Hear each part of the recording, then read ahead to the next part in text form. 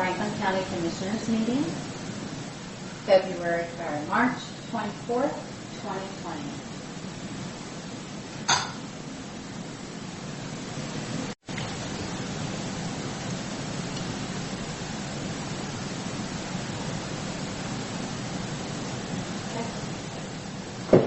It's recorder on. I have my phone. All right. Good morning. It is 9 a.m. on a regular board meeting for Tuesday, March 24th. And we have Commissioner Didier and Cook at the office, and Commissioner Peck on remote, trying to keep up with the social distancing. Mr. Johnson and Millen are also here from staff, and we have two in the audience. So at this time, if you'd join me with the Pledge of Allegiance. I pledge allegiance to the flag of the United States of America and to the republic for which it stands, one nation, under God, indivisible, with liberty and justice for all. Thank you. Our first item on the agenda this morning is we have minutes to approve, February 18, March 3, and March 10. If there's no addition, corrections, or changes, I will sign them as read. I believe I only got two sets in my book. I got February 18th and March 3rd. There was a third set? 10. I just looked at it real quick. I apologize. I didn't look at the email. I just went through them in the book.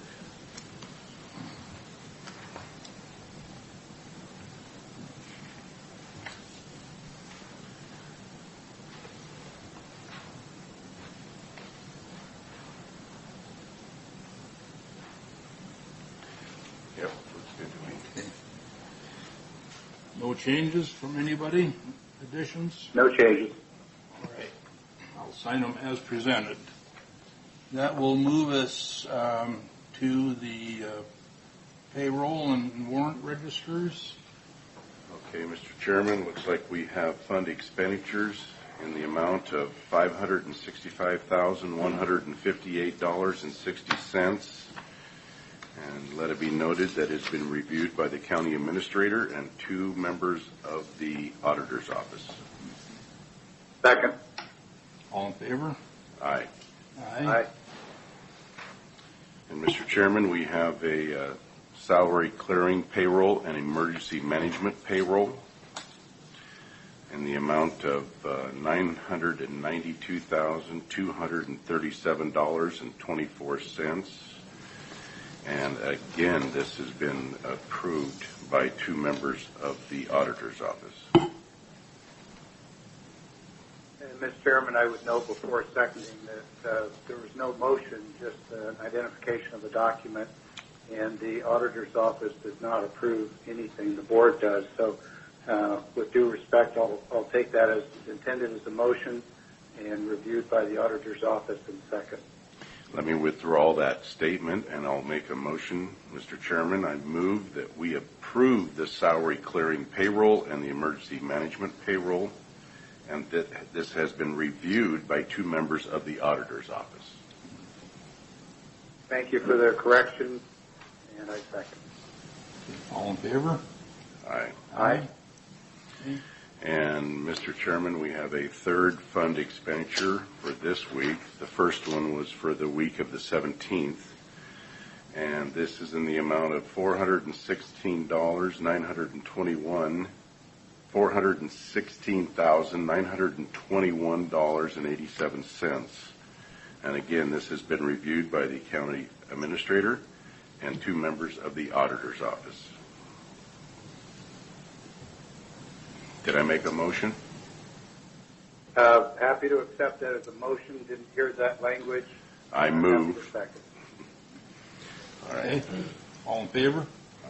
Aye. Aye. Aye. Thank you. That brings us down to our consent agenda 1 through 7.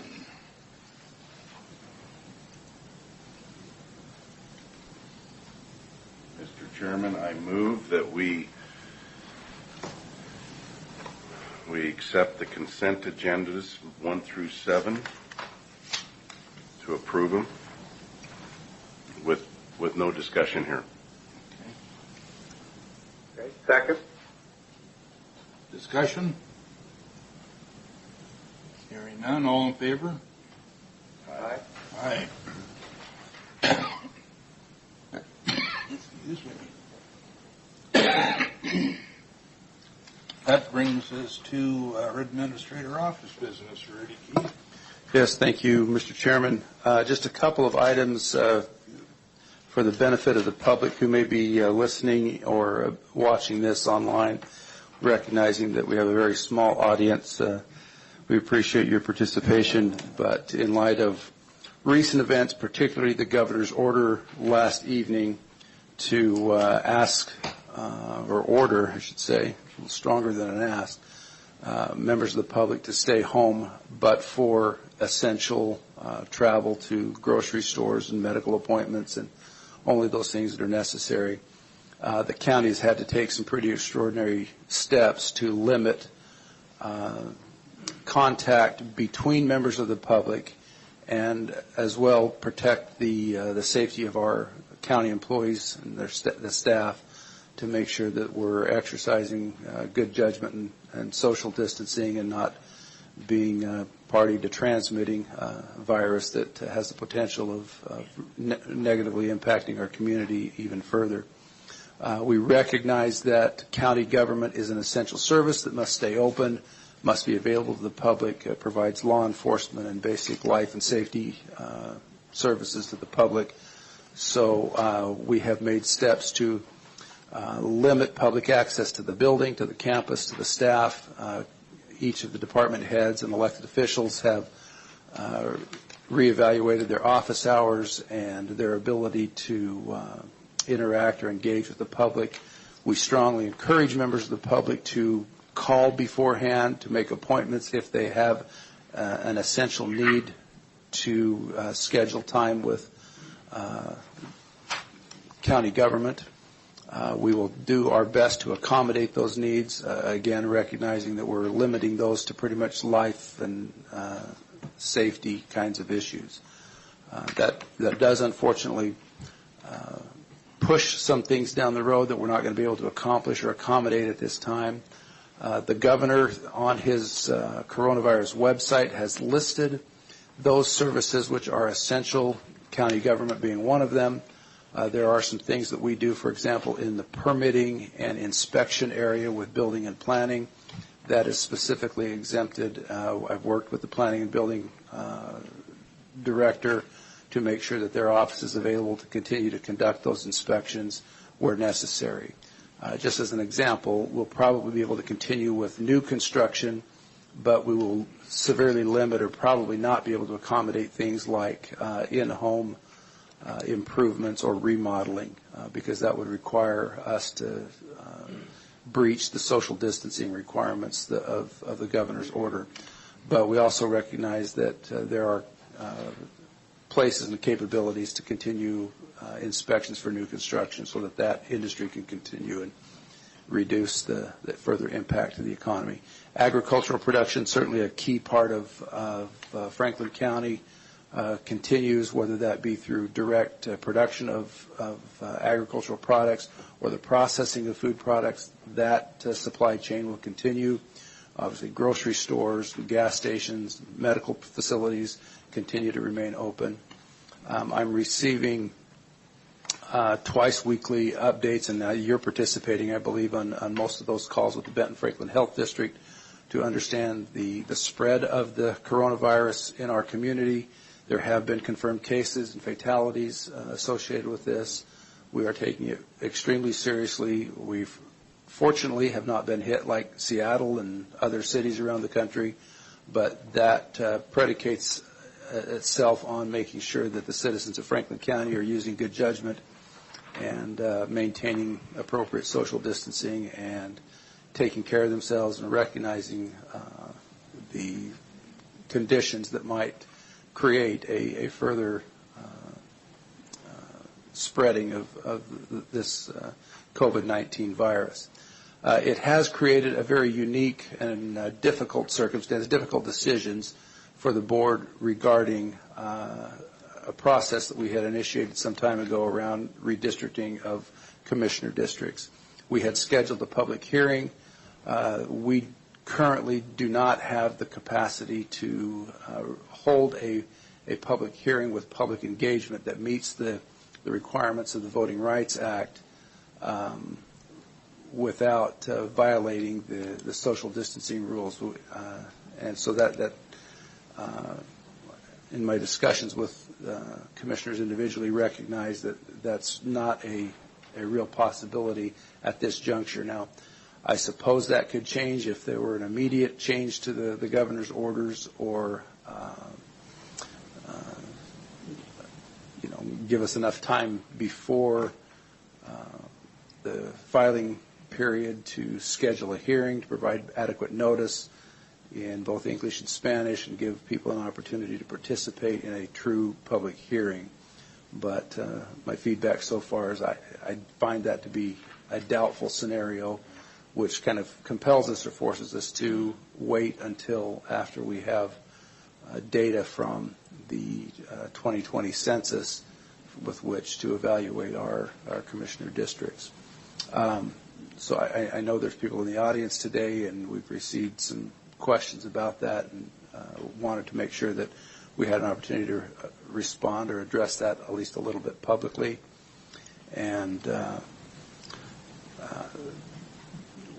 in addition to the Benton Franklin Health District updates, the Washington State Association of Counties, WASAC, is providing regular updates about the impact of the governor's order and how other counties are addressing these issues in their areas, and we're participating in those calls as well.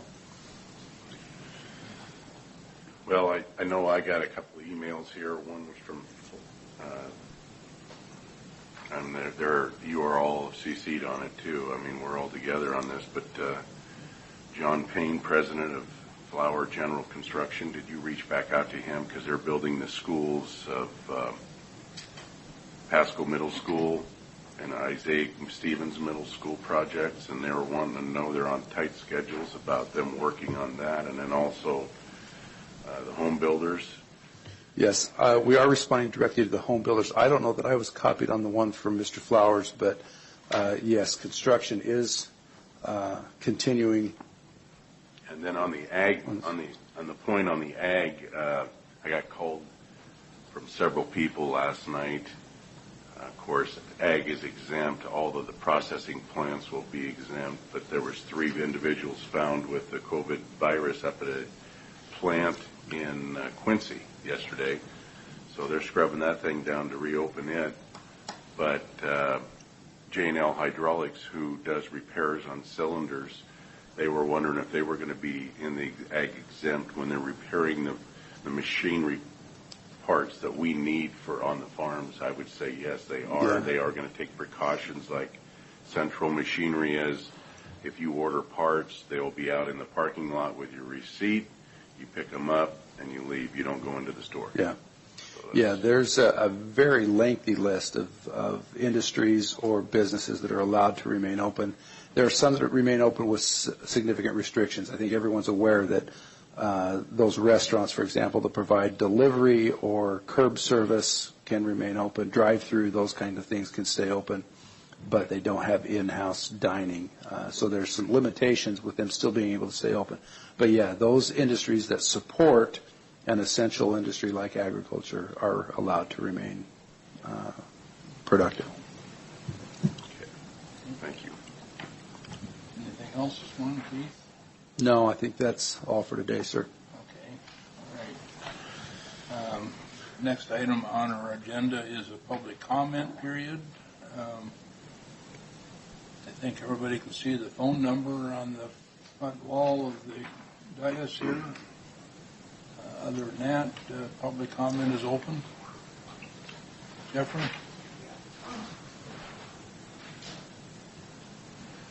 I'll stand a little away from the mic if that's okay. My name is Jeffrey Robinson. I live in District 1. It's a privilege to be here. I just wanted to say thank you very much for all the precautions you gentlemen are taking in this very difficult time. Thank you for showing leadership by shutting much of the courthouse down. Thank you for taking this seriously. And I just wanted to tell you all that I will be praying for your safety as you go home to your families. This is a very dangerous job you're doing. It shouldn't be dangerous, but you are doing it. You do deserve praise for that. Thank you. Thank you. Peter?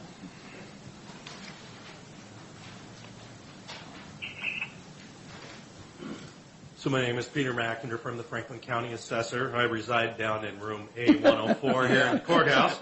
Our office is operational. We have 2 people on site. Robin Mugg, our cartographer, is going to be downstairs with me through the duration of this. So our staff has transitioned remotely and is working, and that seems to be going really well. We'll have some challenges when we get back into the one process you were talking about earlier, which will be new construction, which involves some logistics and interaction with the public that we're going to have to make sure we're protecting the employee as well as the public and communicating that with the appropriate departments here in the county. But one comment that I really want to make is that none of this would have happened as easy as it did or as efficiently as it has without the expertise and assistance of our Information Services Department. They've done an absolutely fantastic job. We are very lucky to have the skilled individuals in there that are very easy to work with, worked in a very fluid situation and accommodated a lot of people, and made this happen in a way that at least we can serve the public at some capacity to facilitate what needs to be done. I think the other thing is, too, to the public, the general guidance from the assessor's office, and if I might speak for the treasurer and the auditor's office, since we've been in conversations about this, we would like you to set appointments in the morning if you could between 9 and noon, because sometimes transactions involve multiple offices. That way we can coordinate and facilitate your transactions in a manner that will be efficient, and you'll only have to come down once. And we'd ask if it's only necessary that you come down. And all the senior citizens are disabled people that we're still waiting to apply for their exemption for the property tax next year. We've notified them, asked them to delay until later in the year, and we'll be in further communication with them. And also the vehicles, the best vehicles of communication with the public, I would say, are email, electronic forms of communication, phone, or mail.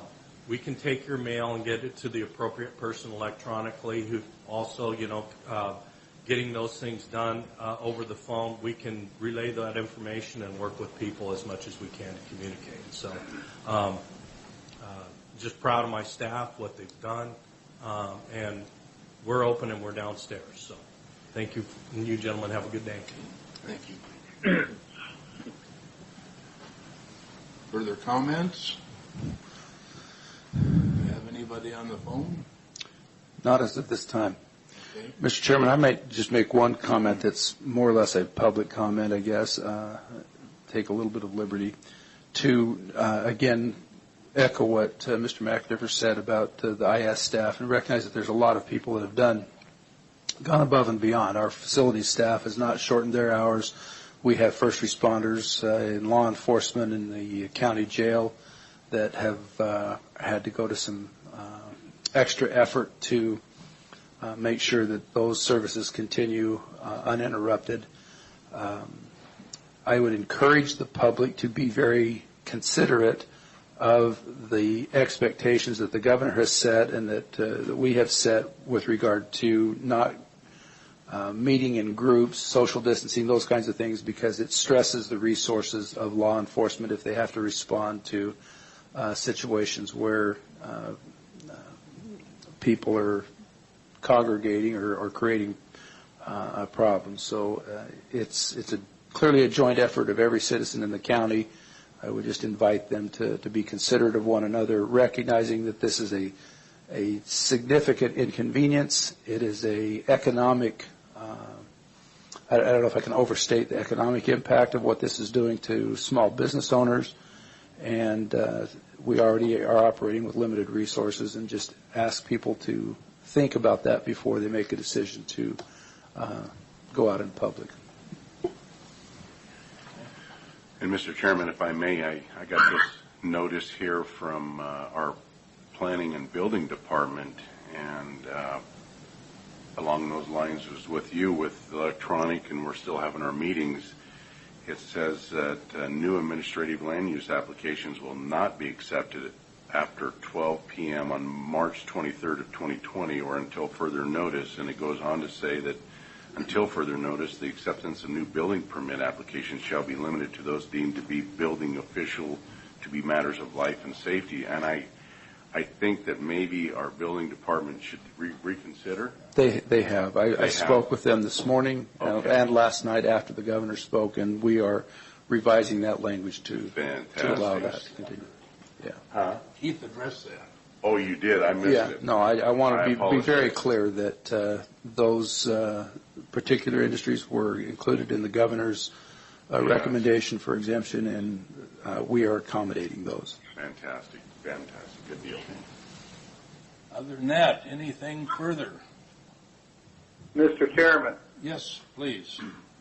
so all the discussion, I think, has been good. I want to highlight one piece that was alluded to indirectly, but I think needs some direct focus.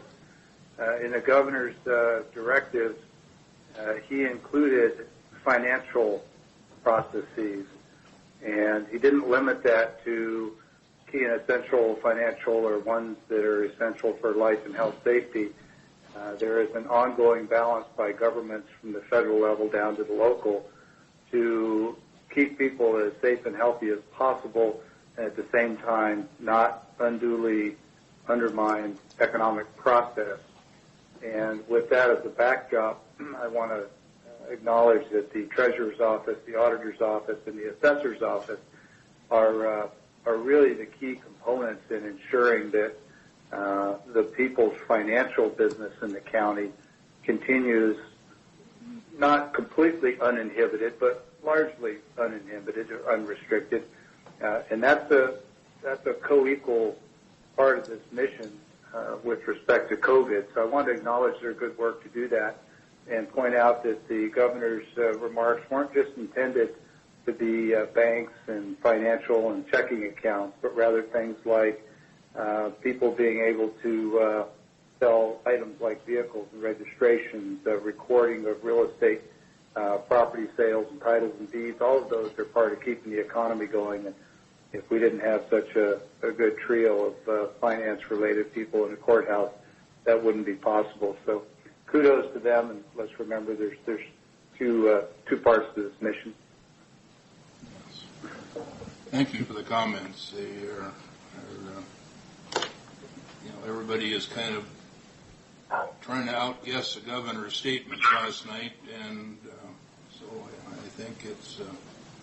I know we had one of our employees here concerned yesterday about being able to come in and handle. The electronic transfers aren't a problem, but there still is some paper checks that are needed to go out today after we sign these warrants. And he was concerned about getting arrested if they shut down everything. But as you just mentioned again, that the financial side of our, not only our county, but our whole being is still need to stay active. So thanks for your comments. And unfortunately, this is fluid. It's going to change constantly. So I think this all need to buckle up and try to do the best we can with what we got to work with today. So, any further comments? If not, we are adjourned. Thank you all for attending and bearing with us.